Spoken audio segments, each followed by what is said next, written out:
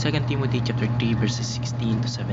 All scripture is God-breathed and is useful for teaching, rebuking, correcting, and training in righteousness, so that the servant of God may be thoroughly equipped for every good work.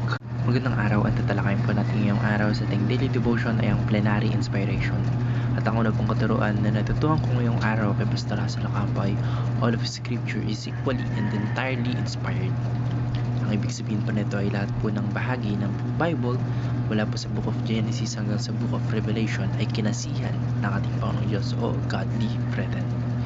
Hindi lang po yung mga sikat na verse tulad po ng John 3:16, Psalm verse 23, yung Philippians chapter 3 verse 14, hindi lang yun yung inspired, kundi bawat salita po, bawat kwento, bawat aral ay galing po sa ating Panginoong Diyos mismo. Walang parte po ng scripture na mas banal o mas importante kaysa sa iba. Lahat po sila ay may layunin at may bahagi ng mas malawak na plano ng ating Panginoong Diyos para ipahayag yung kanyang kalooban. Kaya kung minsan po ay may mga part ng Bible na mahirap maintindihan o parang hindi po applicable sa panahon natin ngayon, hindi po ibig sabihin nun na wala na silang silbi o wala na silang saysay. Kasi nga, buong kasulatan ay inspired. Ibig sabihin po, ito po ay sa buhay ng mga mananampalataya. O may spiritual values at layunin po sa bawat buhay nating mananampalataya. Yung inspired po ay hindi lang parang idea na naisip ng mga author. Ito po ay literal na God-breathed. Ayon po sa 2 Timothy chapter 3 verse 16 ay yung ating Panginoon Diyos po mismo yung pinagmulan ng salita na mababasa natin sa Biblia. At ang natutuhan ko naman po sa pangalawang katuruan ni Pastor Russell Acampay, the Bible's authority rests on its divine origin. Yung kapangyarihan o yung authority daw po ng Bible ay nakabase sa kung sino yung tunay na may akda nito, which is our God o ang ating Panginoong Diyos. Hindi ito isang ordinary na book na gawa lang ng isang tao o koleksyon ng religious na history o kasaysayan. Dahil po yung Biblia ay mula sa Diyos mismo. May absolute authority ito sa buhay nating mga tao, sa moralidad, sa pananampalataya natin at saka sa pamumuhay natin. Kapag may sinabi po yung Bible na tungkol sa tama at mali, hindi na natin pwedeng baliwalain, palitan yon based po sa mga opinion o sa feelings natin o sa pagiging dynamic ng time. Dahil through time, yung time ay nagbabago, pero yung salita po ng ating Panginoong Diyos ay hindi magbabago. Kaya hindi po yun pwedeng baliwalain, hindi pwedeng palitan kung sa pabago-bagong panahon o sa modern na lipunan, dahil galing po yun sa ating Panginoong Diyos o galing ang salita na nababasa natin sa Biblia sa ating Panginoong Diyos mismo. Ito po yung final authority sa lahat ng bagay na may kinalalaman sa spiritual na buhay at pananampalataya. Kung gusto po nating malaman kung ano yung tama sa mata o sa point of view ng ating Panginoong Diyos, hindi opinion ng tao yung batayan natin o hindi opinion ng tao yung kailangan nating tanungin, kundi yung sinasabi mismo sa kanyang kasulatan, which is sa Bible. Ginagamit rin po yung Biblia para sa pagtuturo, pagsaway, pagtuwid at pagsasanay sa katuwiran. Kasi nga po, nandun lahat ng kalooban ng ating Panginoon Diyos. Nandun nakasulat lahat kung ano yung gusto niya iparating, kung anong gusto niya ipamuhay nating kanyang mga creations. Tulad po na nung sinasabi sa ating passage.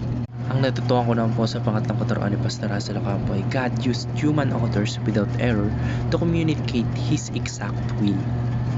Yes, totoo po na tao yung sumulat ng Biblia. Yung mga prophets, yung mga disciples, yung mga apostles, and lahat ng sinugo ng ating Panginoon Diyos. Sila po yung mga manunulat ng Biblia sa loob po ng mahigit na 1,500 years. Pero po yung mahalaga po na tandaan natin ay ginamit sila ng ating Panginoong Diyos bilang instrument para maipahayag yung kanyang eksaktong kalooban. At ginawa niya po ito nang walang pagkakamali sa original na mga sulat. So kung mapapansin natin,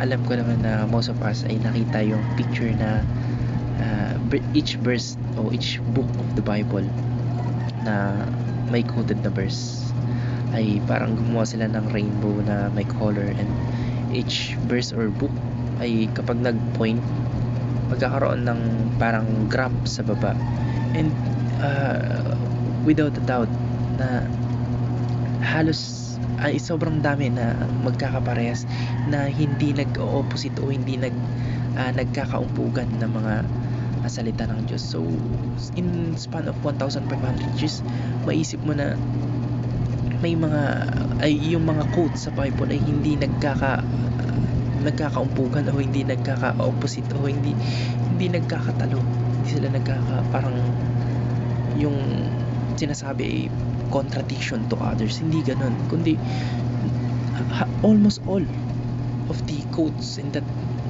picture or in that infographics is tawag dito, tama sa kung ano yung verse na kagaya nito. So hindi po nawawala yung mga style ng mga authors sa books. For example, the book of John, yun, parang alam naman po natin lahat yung parang pabiro ni John kay Peter na mas nauna si John sa tomb ni Jesus Christ.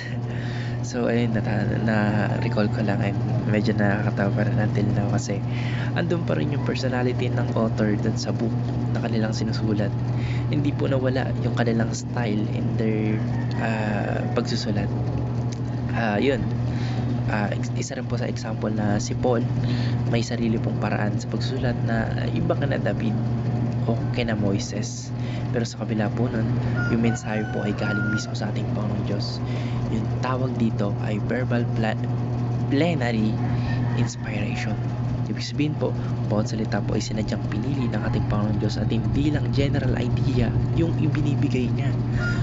Kaya lahat po ng ginamit, yung human language at kultura ng panahon na yun, ay nananatili pa rin totoo, walang mali, at sapat yung Biblia para ituro sa atin lahat ng katotohanan. So dito na nga magkakaroon ng parang confusion, kasi hindi naman confusion, kundi parang magugulat ka kasi magkakaibang tao yun, and magkakaiba ng style and their way of writing their book, pero hindi nagkaka-contradict yung kanilang mga sinasabi.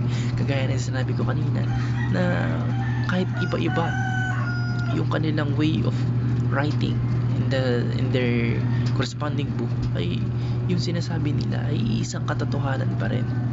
So yung proseso po ng paggamit ng ating Panginoon Diyos sa mga tao o sa mga taong nabanggit natin o sa mga tao na ginamit niyang instrumento para sa pagsusulat ng kanyang salita ay patunay ng kanyang kapangyarihan at pagiging tapat sa paghatid ng kanyang salita. Yun lamang po. Maraming salamat and God bless. Amen.